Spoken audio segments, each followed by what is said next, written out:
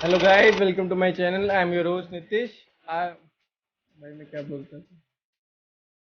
सीधा तो भाई बहुत है, बहुत ज्यादा करने है। ज्यादा लंबा नहीं रखना है। तू कहाँ से कनेक्ट हो गई? दो दो, एक में दिव्या दिखा रहा है और एक में वो दिखा रहा है, तेरी स्क्रीन दिखा रही है। भाई पता नहीं कहाँ क्या आदम जा रहा है, कुछ समझ नहीं आ रहा। अभी भी हो रहा है? आ रहा है अभी तेरी तूने दो। करा है। मेरे एंड से तो वो बंद ही नहीं हो रहा है, वो बस चालू है स्क्रीन। तीन देख। पार्टिसिपेंट दिखा रहे हैं भाई। 3।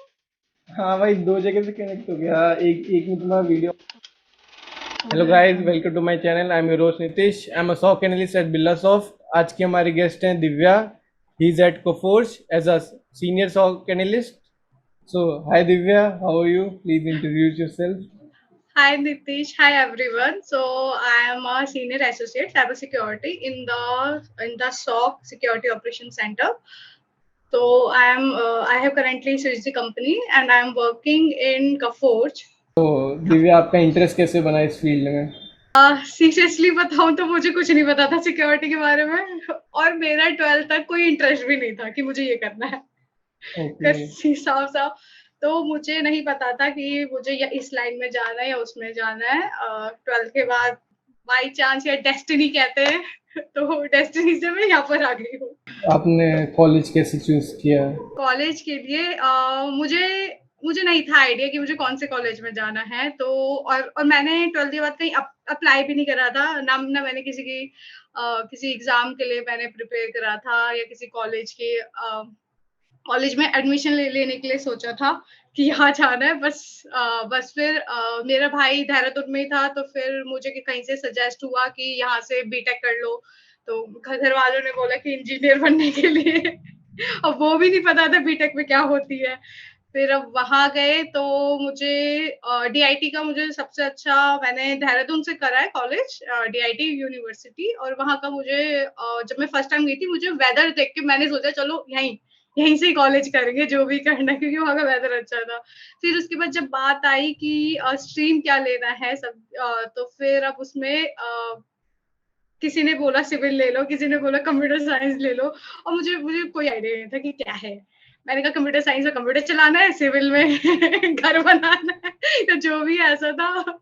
एंड फिर उसके बाद हाँ, तो फिर मैंने एट लास्ट मैंने कंप्यूटर साइंस लिया। अब फिर कंप्यूटर साइंस में भी जैसे स्पेशलाइजेशन कोर्स था, तो उसके अंदर सिक्योरिटी थी, बिग डेटा था, क्लाउड कंप्यूटिंग थी, और जो एक नॉर्मल कंप्यूटर साइंस था।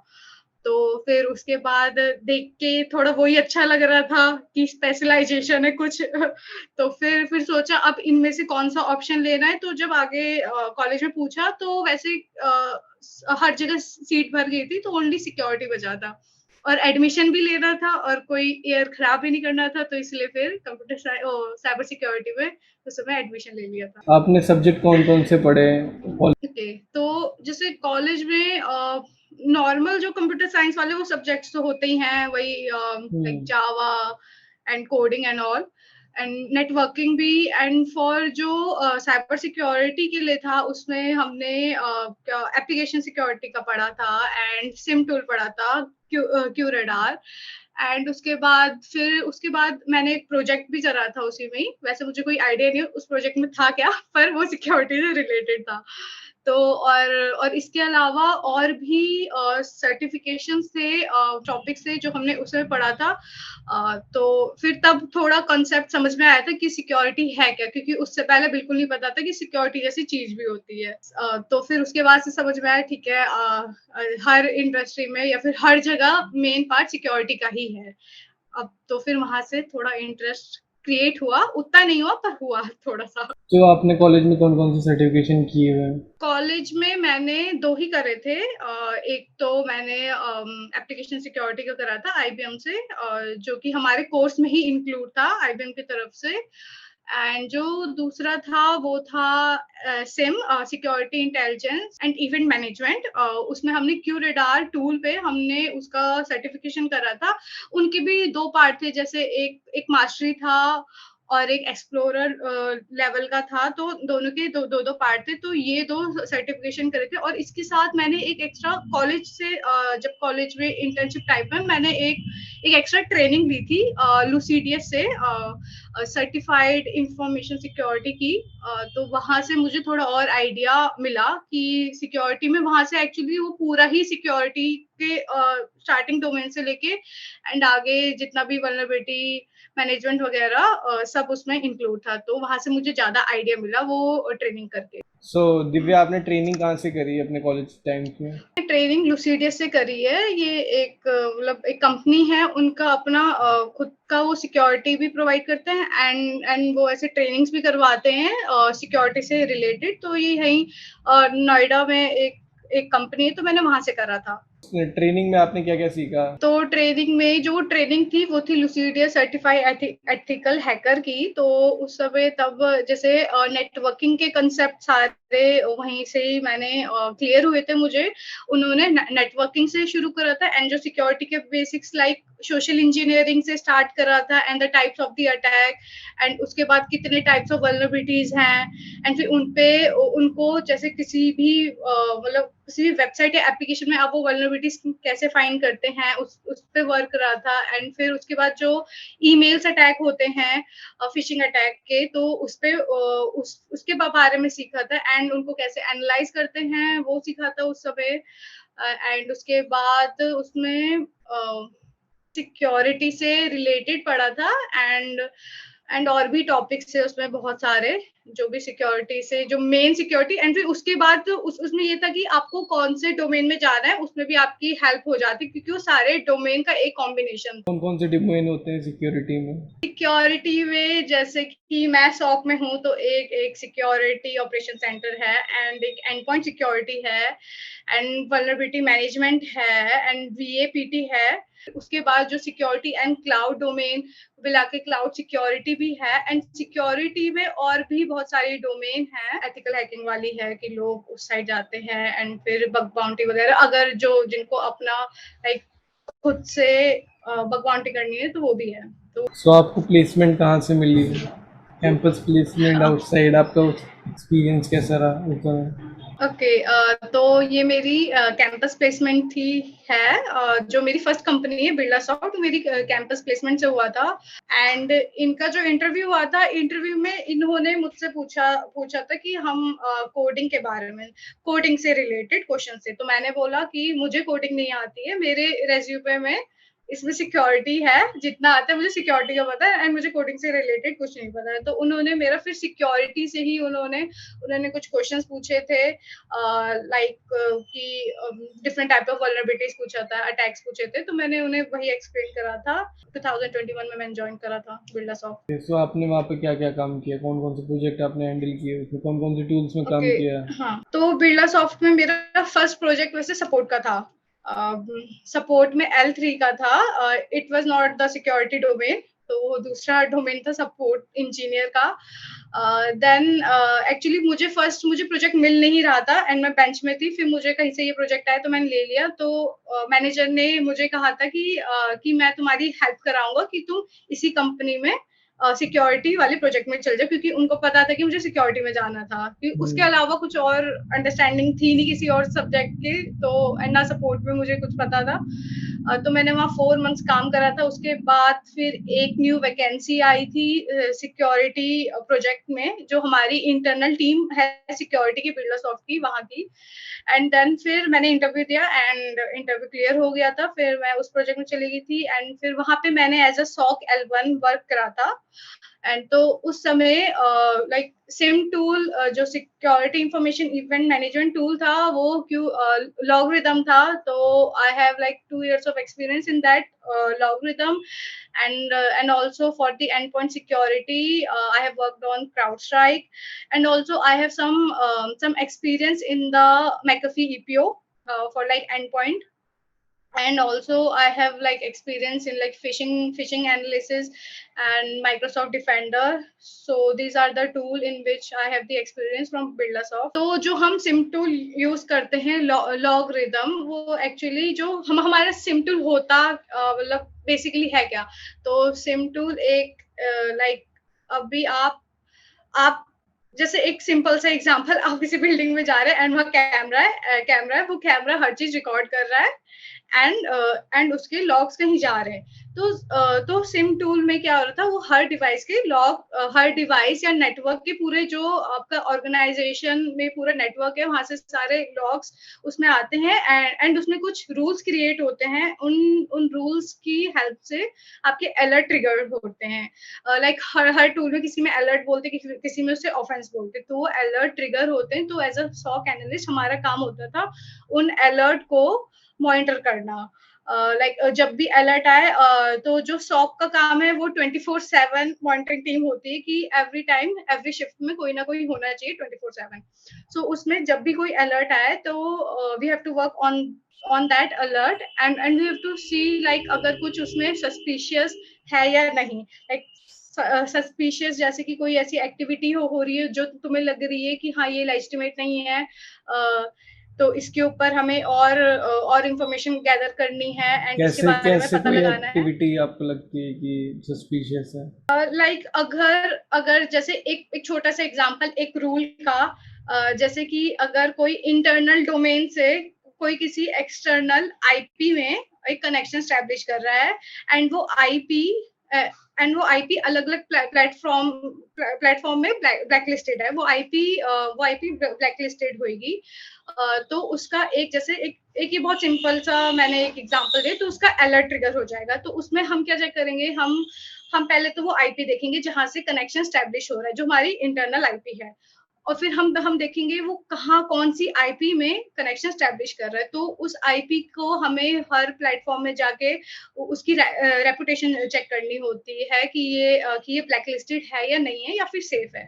एंड जब आप एक्सटर्नल डोमेन से वो चेक कर लेंगे, उसके बाद फिर आपको उसमें देखना पड़ेगा कि वो कि लाइक कि कनेक्शन स्टैब्लिश हुआ है या नहीं हुआ है, कि अलाउड है या डिनाई है, एंड वो कौन से लाइक पोर्ट पे वो अलाउड है। आपको ये सब चेक करना पड़ेगा। इन सब 4-5 थिंग्स का आपको उस बेसिस पे आपको डिसीजन लेना है कि हाँ ये सस्पिशियस है या नहीं है, क्योंकि कभी कभी फॉल्स पॉजिटिव अलर्ट्स भी आते हैं। सो आफ्टर वर्किंग बिल्डरसॉफ्ट आपने इंटरव्यू दिया, आपको अपने उस इंटरव्यू के एक्सपीरियंस के बारे में शेयर करें। आपको कैसे 300% हाइक मिली? पहले एक्सपीरियंस देख रही थी कि मुझे कितना एक्सपीरियंस है, तो मैं 1.5 ईयर्स ही हुए थे आई थिंक। इससे पहले से मैं जस्ट ट्राई कर रही थी, क्योंकि कॉलेज के बाद से इंटरव्यू नहीं दिया था, 2020 में दिया था लास्ट में। मैंने कहा एक बार ट्राई कर लेते हैं कि भाई इंटरव्यू में कैसा होगा।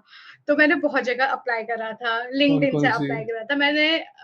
हाँ, कौन कौन सी कंपनीज जो दिख रही थी, ऑलमोस्ट सारी बड़ी बड़ी कंपनीज में कर रहा था पहली बात तो एंड उसके बाद फिर मैंने, हाँ, तो फिर बाय चांस एक कंपनी से मुझे उनका कॉल आ गया, एंड मुझे एसेंचर से कॉल आया, वो चेक रिपब्लिक से। तो वो मेरा पहला इंटरव्यू था, एंड फिर उन्होंने बोला कि मैं प्रोफाइल आगे भेज रही हूँ एचआर ने। मैंने ओके। फिर उसका जब इंटरव्यू हुआ, तो जो इंटरव्यू से पहले जब प्रिपेयर करना था, तो एक्चुअली मैंने जो उसका जो बेसिक्स होता है सिक्योरिटी का, वहां पे मैंने बिल्कुल ध्यान नहीं दिया।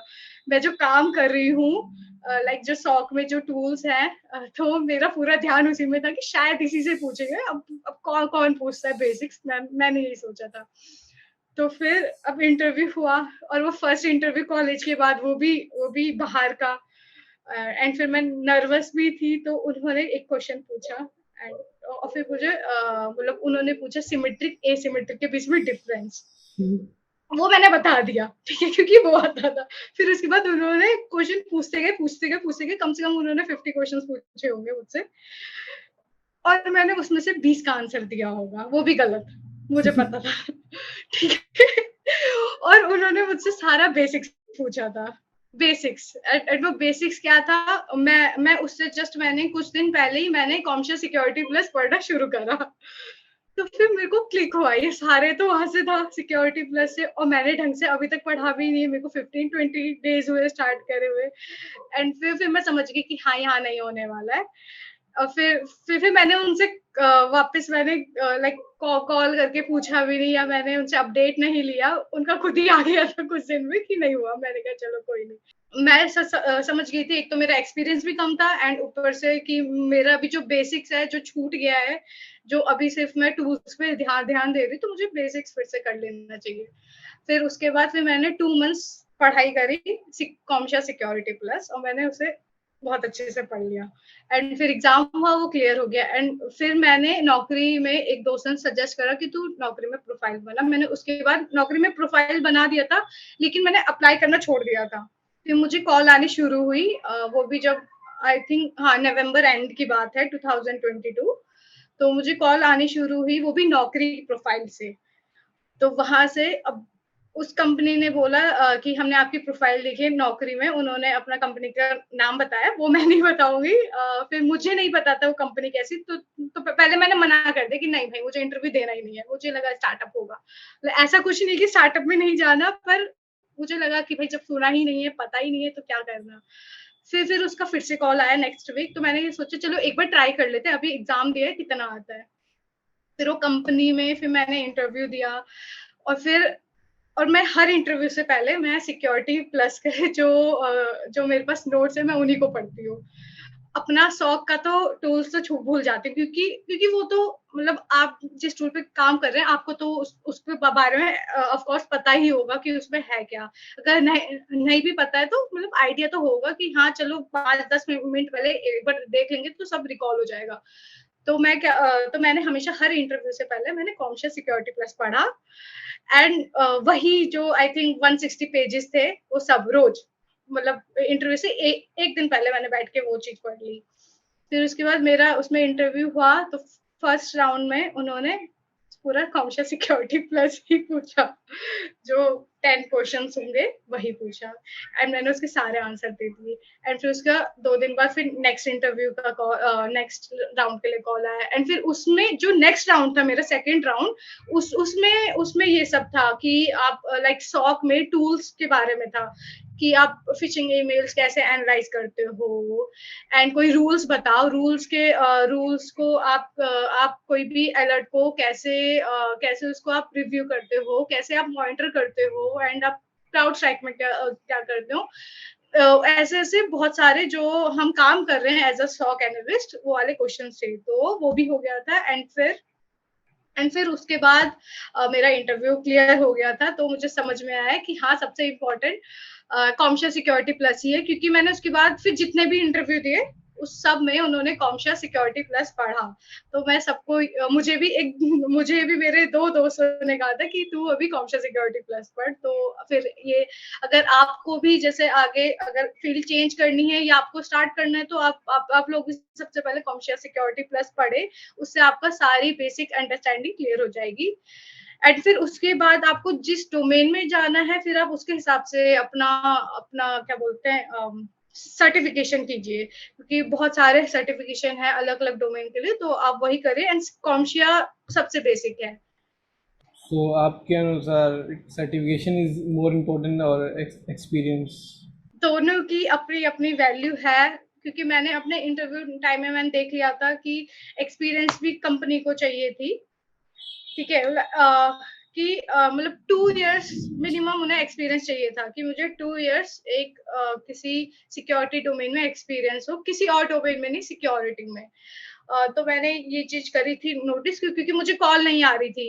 मैंने देखा मुझे 1.8 ईयर से पहले मुझे कोई कॉल नहीं आ रही थी एंड फिर उसके बाद तो 3 मंथ का नोटिस पीरियड था ही, तो उसमें 2 इयर्स मेरे कंप्लीट हो गए थे। तो आई थिंक एक्सपीरियंस भी मैटर करता है and on that part like certification आपका तब तक मैटर करता है जब तक आप उसको अपनी लाइक वर्क में इंक्लूड ना करें। आपने जो वहाँ पढ़ा है और आप उसको अगर वर्क में इंक्लूड ही नहीं करेंगे तो उस सर्टिफिकेशन की शायद उतनी कोई वैल्यू नहीं है। आपने सर्टिफिकेशन कर रहा है, अगर आपसे कोई पूछ ले कि उसमें क्या है और आप बता नहीं पाए, तो उसकी वैल्यू नहीं दिखती है। करियर ग्रोथ आपके अनुसार क्या है साइबर सिक्योरिटी में? कितनी वास्ट है ये फील्ड? साइबर सिक्योरिटी फील्ड बहुत वास्ट है, क्योंकि हर कंपनी चाहे वो छोटी से छोटी चाहे वो बड़ी से बड़ी हो, हर जगह सिक्योरिटी का इम्पोर्टेंस है एंड अब सबसे ज्यादा हायर सिक्योरिटी फील्ड में ही होते हैं एंड जो लाइक गर्ल्स के लिए उसमें ज्यादा उन्हें एक्सपोजर मिल जाएगा। एंड गर्ल्स की लाइक डिमांड बहुत है सिक्योरिटी में, क्योंकि मैंने एक इंटरव्यू दिया था, वो सिर्फ गर्ल्स के लिए था उस समय। मतलब वो वैसे तो मतलब कंपनी तो लाइक सभी होते हैं उसमें, बट उस समय उन्हें सिर्फ पोस्ट गर्ल्स के लिए चाहिए थी। तो गर्ल्स के लिए बहुत अच्छा है कि अगर वो सिक्योरिटी में जाए एंड फिर उसमें थोड़ा अगर वो एक्सपीरियंस ले एंड पढ़े, तो आराम से आप अपना करियर सिक्योरिटी में बना सकते हैं विदाउट बोर हुए। सो वन लास्ट क्वेश्चन कि कौन कौन सी चीज़ें बिगिनर्स को करनी चाहिए, और जो दूसरे डोमेन में उनको सिक्योरिटी में आना है तो उनको क्या क्या करना चाहिए?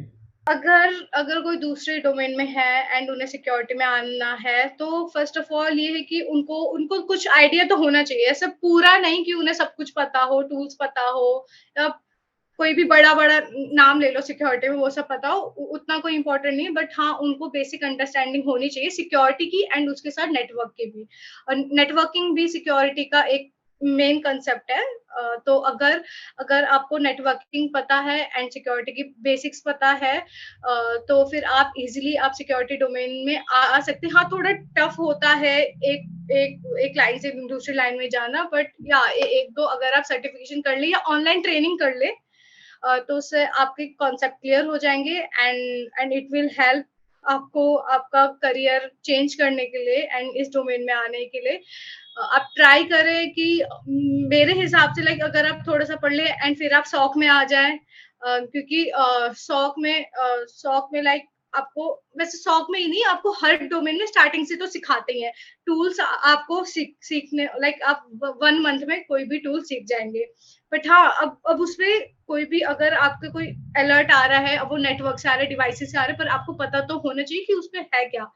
अब आपको पता ही नहीं है कि लाइक डिफेंडर क्या है, या फिर नेटवर्किंग में लाइक ये पोर्ट क्या है, तो फिर तो कोई उसका फायदा नहीं है। मतलब सिर्फ वहां पे रह के उसी सिर्फ टूल पे काम करना, क्योंकि कोई भी कर लेगा, तो उसका फायदा नहीं है। जब तक आप अपने बेसिक्स क्लियर नहीं करेंगे, तो आप यहाँ आ ही नहीं सकते, सिक्योरिटी में आप नहीं जा पाएंगे। मतलब आ जाएंगे पर आप ग्रोथ नहीं कर पाएंगे।